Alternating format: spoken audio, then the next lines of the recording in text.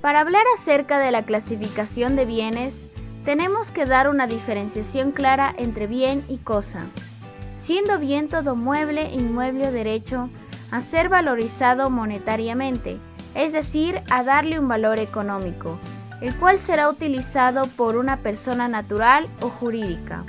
Y cosa es todo lo que ocupa un lugar en el espacio, que podemos percibirla por nuestros sentidos. Los bienes, según el artículo 583 del Código Civil ecuatoriano, se dividen en bienes corporales y bienes incorporales, siendo bienes corporales aquellos que tienen un ser real y físico, que puede ser percibido por los sentidos de las personas, como por ejemplo una casa o un libro. Además, podemos apreciar en el artículo 584 del mismo código ya mencionado, que estos bienes corporales se dividen en bienes muebles e inmuebles. Por otro lado, los bienes incorporales son abstractos, siendo percibidos por la mente humana. Por ello consisten en meros derechos, por ejemplo, como los créditos y las servidumbres activas. Bienes muebles. En este caso, el artículo 585 del Código Civil ecuatoriano nos dice que se trata de los bienes muebles, aquellos que se pueden transportar de un lugar a otro, sea moviéndose por sí mismos como los animales, o que se muevan por una fuerza externa como las cosas inanimadas. Bienes inmuebles.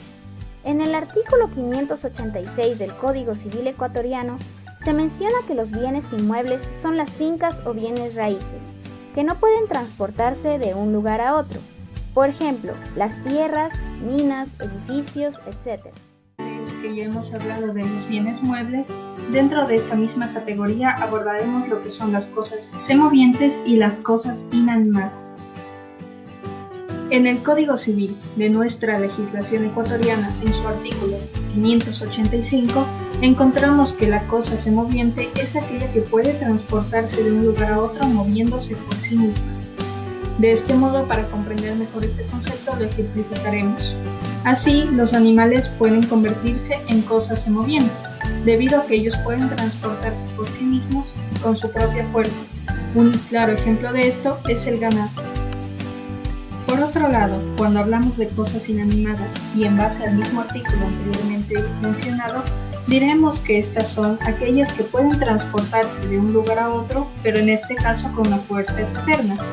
De este modo, como ejemplo de cosa inanimada, tenemos a un televisor, que si bien puede ser fácilmente transportado de un lugar a otro, requiere de una fuerza externa, como una persona, para que lo mueva.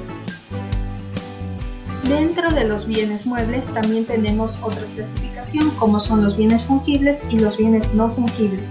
Para comprender el concepto de fungibilidad, tomaremos lo dicho por la RAE, que nos conceptualiza que lo fungible es lo que se consume con el uso.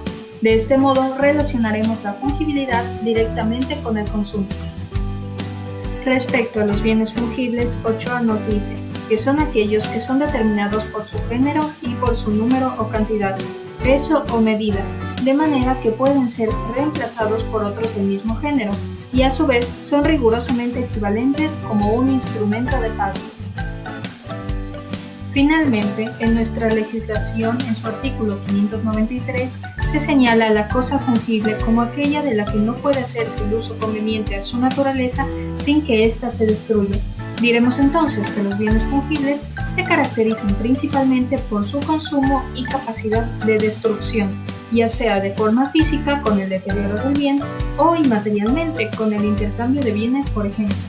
Un ejemplo de esto es el dinero, que si bien no se destruye materialmente, se consume cuando se lo intercambia por otro bien, y a su vez cumple con lo dicho por Ochoa, ya que puede restituirse por más dinero en un monto del mismo valor que el inicial.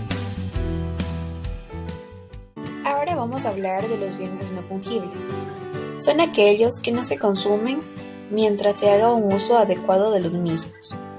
Igualmente se los considera como no susceptibles de sustituirse por otros de la misma especie, calidad o cantidad, ya que tienen individualidad propia, la cual impide su intercambio. Como ejemplos podemos mencionar un vehículo o una casa. Se puede plantear que si una persona presta su vehículo, la misma persona desea que éste se le devuelva tal cual es, sin ninguna alteración en su forma o en su estructura. Según el Código Civil ecuatoriano, en su artículo 595 se establece que el derecho real es aquel que tenemos sobre una cosa sin respecto a determinada persona. Y como ejemplos de derechos reales podemos mencionar el derecho de dominio, el de herencia, los de usufructo, uso o habitación, los de servidumbres activas, el de prenda y el de hipoteca. En cuanto a los derechos personales establecidos en el artículo 596, se dice que son solo los que pueden reclamarse de ciertas personas que, por un hecho suyo o la sola disposición de la ley, han contraído las obligaciones correlativas, como por ejemplo el que tiene el prestamista con su deudor, por el dinero prestado, o el hijo contra el padre por cuestión de alimentos. Para culminar con el tema de los derechos reales y personales, cabe recalcar que después de los ejemplos mencionados, se establece que de los derechos reales nacen las acciones reales y de los derechos personales nacen las acciones personales. Los bienes inmuebles, según la doctrina y atendiendo a varios factores, se clasifican en inmuebles por naturaleza. Son las cosas que no pueden transportarse de un lugar a otro sin que su fisonomía e identidad se alteren, como es el ejemplo del lago. Inmuebles por adherencia. En el artículo 587 del Código Civil ecuatoriano nos manifiesta que son aquellos que, pudiendo ser muebles por su naturaleza, se reputan inmuebles por encontrarse permanentemente adheridos a un inmueble, como por ejemplo el caso de los árboles o las plantas. Inmuebles por destinación. En el artículo 588 nos indica que se reputan inmuebles, aunque por su naturaleza no lo sean, las cosas que están permanentemente destinadas al uso, cultivo y beneficio de un inmueble, sin embargo de que puedan separarse sin detrimento. Productos de los inmuebles. Cuando hablamos de los productos de los inmuebles, vamos a referirnos al artículo 589 del Código Civil ecuatoriano, el cual hace referencia a que los productos de los inmuebles y las cosas accesorias a ellas se reputen como muebles.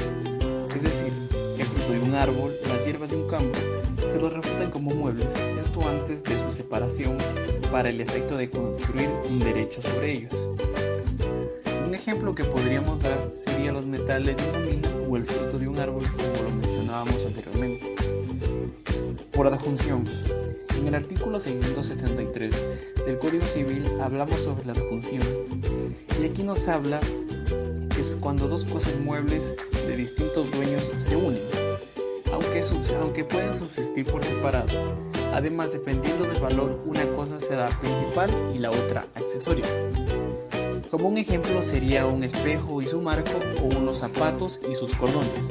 Ambos ejemplos decimos que pueden subsistir por separado, como lo mencionábamos anteriormente.